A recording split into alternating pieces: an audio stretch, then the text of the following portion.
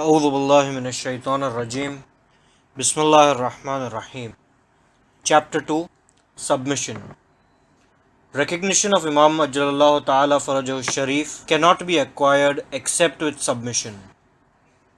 One of the necessary conditions of acquisition of recognition is total submission to the desires of Ahlul Bayt alayhi salam. In fact, it would not be an exaggeration to state that acquiring recognition is possible only and only through complete submission to Ahlul Bayt alayhimus salam. Imam Sadiq alayhi salam declares, "You cannot become from the virtuous ones until you have recognition. You will not have recognition until you have believed and confessed. You have not believed and confessed until you submit." Usul-e-Kafi, Chapter of Recognition of Imam and Turning to Him, Tradition 6.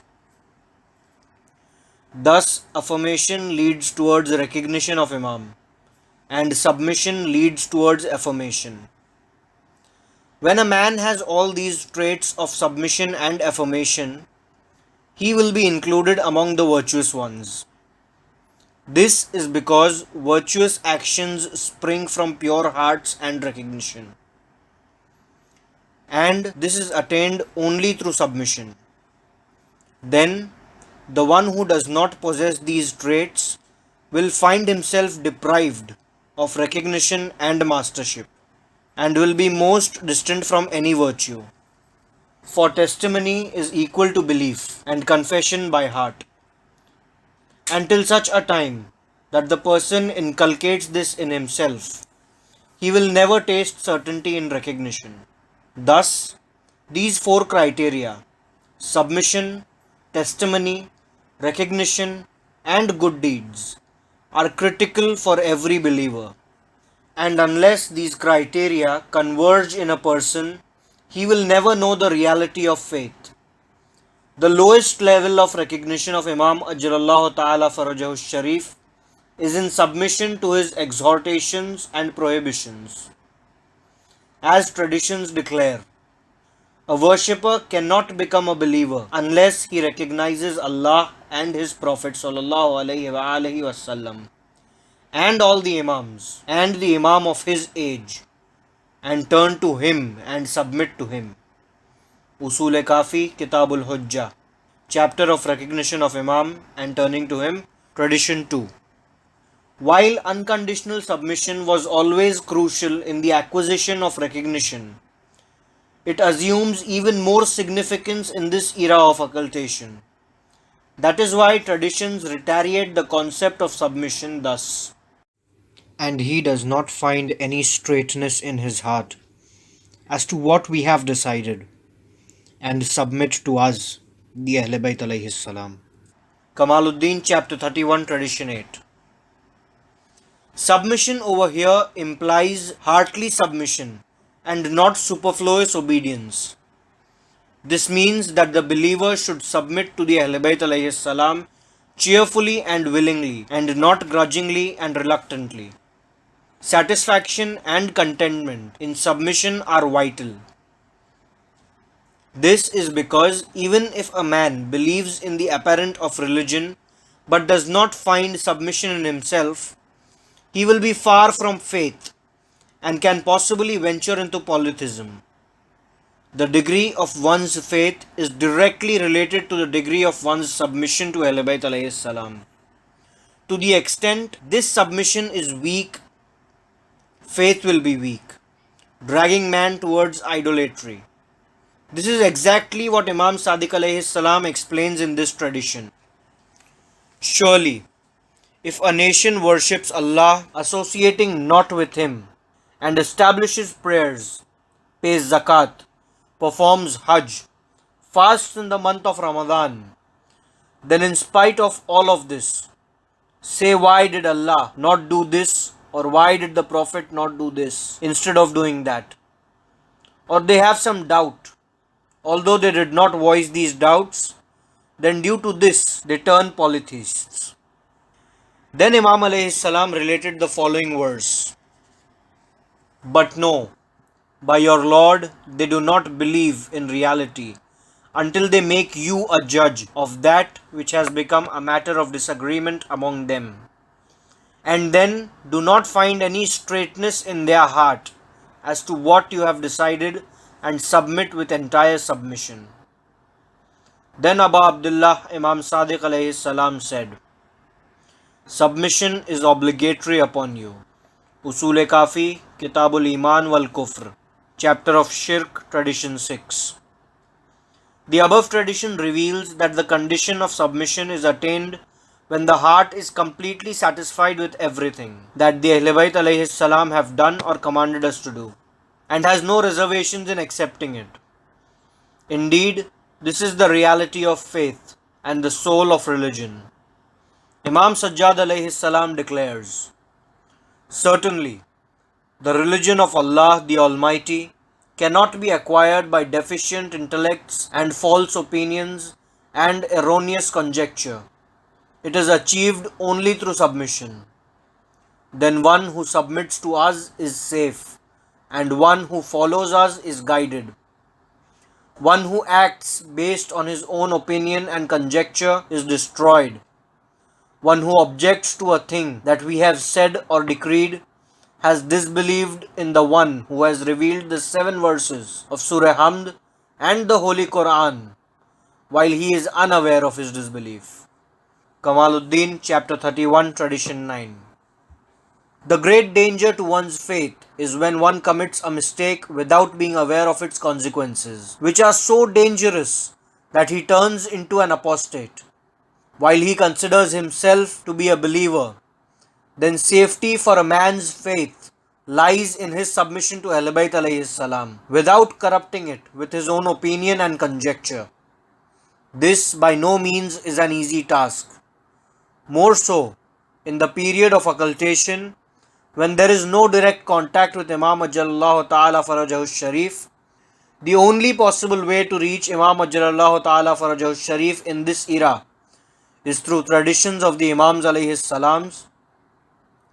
We must refer to the Imams in all our problems, religious as well as worldly. Part 1.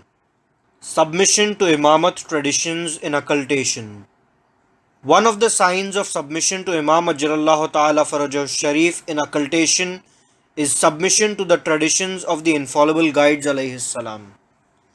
Submission to the Imams alayhi salam should be with respect to all traditions that have reached us from their side, particularly those that are not compatible with our existing knowledge. In such a scenario, submission demands that we try to conform our existing knowledge to the tradition and not try to conform the tradition to our existing knowledge. In other words, we must change our mindset to fit into the tradition and not try to change the interpretation of the tradition to fit into our mindset.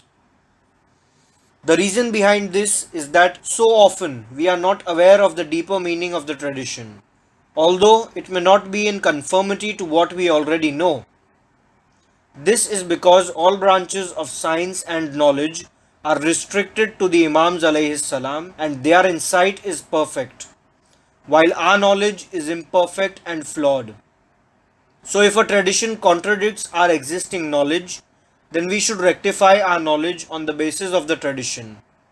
If we cannot do this, it is necessary that we refer to the Imams alayhi salam themselves. But under no condition are we permitted to reject the tradition. True submission demands that we accept a tradition under all conditions, regardless of whether the tradition is compatible with our existing knowledge or not. We must not take a tradition to be weak simply because of its incompatibility with our knowledge, which is flawed and defective. Rather, we must seek an explanation from Ahlul Bayt alayhimus salam themselves.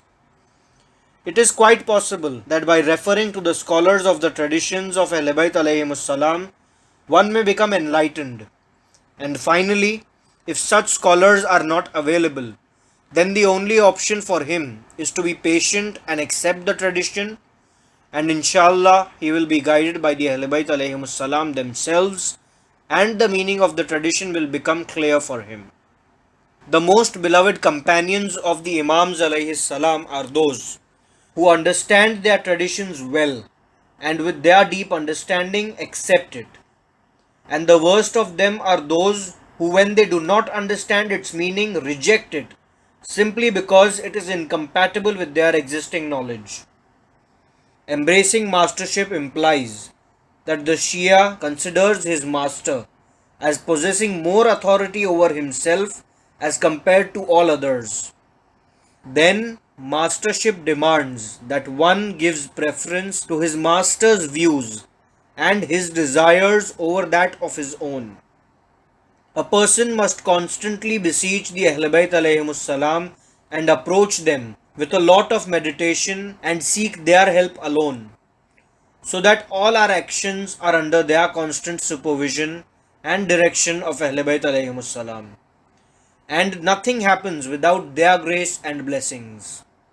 Particularly in the field of knowledge and learning, nothing is more critical than this supervision and direction. For there is more danger directed towards the scholars by shaitan than the other groups of people. So the course undertaken by the scholars and religious thinkers is ridden with pitfalls and perils. It is for this reason that the scholars need to have a higher level of faith, and their meditation, tawassul with the infallibles, with particular reference to Imam Asr Ajjalallahu Ta'ala Farajahu Sharif, must be more intense. The scholars must firmly believe that their progress in the field of knowledge is only with their belief in Imamat and mastership of Imam Ajjalallahu Ta'ala Farajahu Sharif. If a person observes that he has comprehended the minute details of a tradition, he must acknowledge that it is only because of the grace and bounty of Imam Ajjalallahu Ta'ala Farajahu Sharif. By keeping this point in mind, we must understand the importance of tawassul, so as to draw Imam's attention in the pursuit of religious knowledge. Part 2. Submission to Allah while seeking early reappearance. Allah is very pleased with the supplication of His servants and accords it to the status of the highest form of worship, and therefore it is the best means to draw His attention. Imam Ali alayhi salam, while recommending supplications to Imam Hassan alayhi salam, says, "Know that the one in whose hand is the treasure of the sky and the earth has permitted you to pray to him, and has guaranteed you a reply, and commanded you to beseech so that he bestows. Seek mercy from him so that he showers mercy upon you, and so that there is no barrier between you and him." Nahjul Balagha, letter 31. Supplication suggests recitation, and question indicates request. It is possible that one combines supplication with questioning. Sometimes the worshipper seeks something from Allah, and at other times he prays as well as requests Him, and both these conditions please Allah and are among the actions that Allah has recommended for His servants. A worship higher than his persistent beseeching, which Allah loves in a worshipper. About this, Imam Sadiq alayhi salam reveals, Allah does not like the people to be persistent in their beseeching with each other. However, He loves that for Himself. Usul Kafi Kitabud Dua, Chapter Ilhao fi Dua, Tradition 4. So Allah not only likes His servants to beseech Him, rather He loves His servants persistently seeking their demands only from Him and not from anybody else. Allah has deemed this beseeching and pleading as the highest form of worship. Therefore, praying and beseeching Allah for the removal of difficulties is in fact submission to His order. Occultation is the biggest calamity that we are facing today. Allah has destined occultation so that people are afflicted with separation from their Imam alayhi salam in such a manner that their entire existence cries out in pain and suffering, and they despair from all the people, places and things. And in such a state of helplessness, they turn towards Allah begging and pleading with him to hasten the reappearance of their master. This crying and begging for the reappearance of Imam Ajjalallahu Ta'ala Farajahu Sharif is itself a worship and is effective in elevating the calamity through reappearance. Imam Musa Kazim alayhi salam declares with regards to the role of supplication in shortening calamities. No calamity reaches to a servant, but Allah inspires him with supplications for removal of that calamity, except that the easing of that calamity is near. And no calamity reaches a believer, and he refrains from praying for its removal, but the period of that calamity is lengthened. Then, when a calamity descends, you should pray and be humble in front of him. Usul Kafi, Kitab Dua, Chapter of Ilhamud Dua, Tradition 2.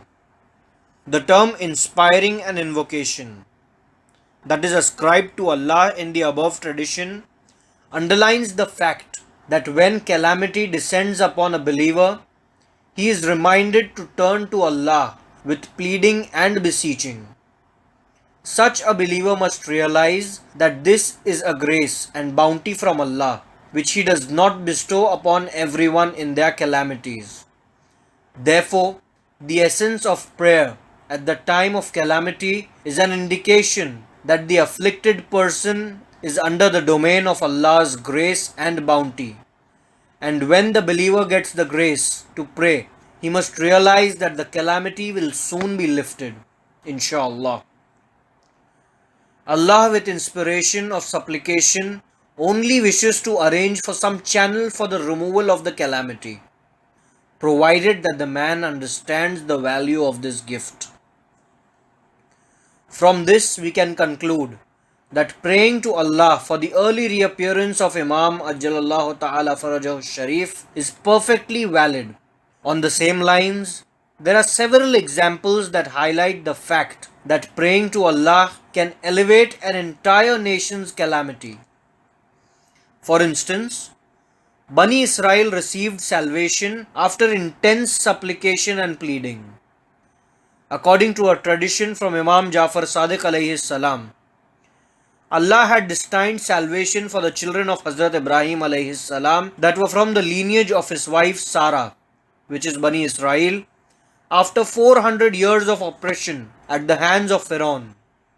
The salvation was to come in the form of Hazrat Musa alayhi salam and Hazrat Harun alayhi salam. But Bani Israel managed to reduce this period of tyranny and oppression after pleading and begging in front of Allah. Imam alayhi salam's original phrase is as follows: Then when the period of chastisement on Bani Israel lengthened, they cried in front of Allah for 40 mornings, so that Allah reveals upon Musa and Harun to give salvation from the evil of Pharaoh. Due to this persistent crying, 170 years from the destined oppression was reduced. Then Imam Sadiq alayhi salam declares, your salvation is similar. If you also do it, Allah will hasten your salvation. And if you don't do it, the matter of salvation will reach to the last limit. Biharul Anwar, Volume 52, page 131, Tradition 34. Beware, it is strange that if the believers desire salvation from Allah through reappearance of their Imam, they should know the way which is defined by the previous Imams alayhi salam, and they should be serious and make preparation in this regard.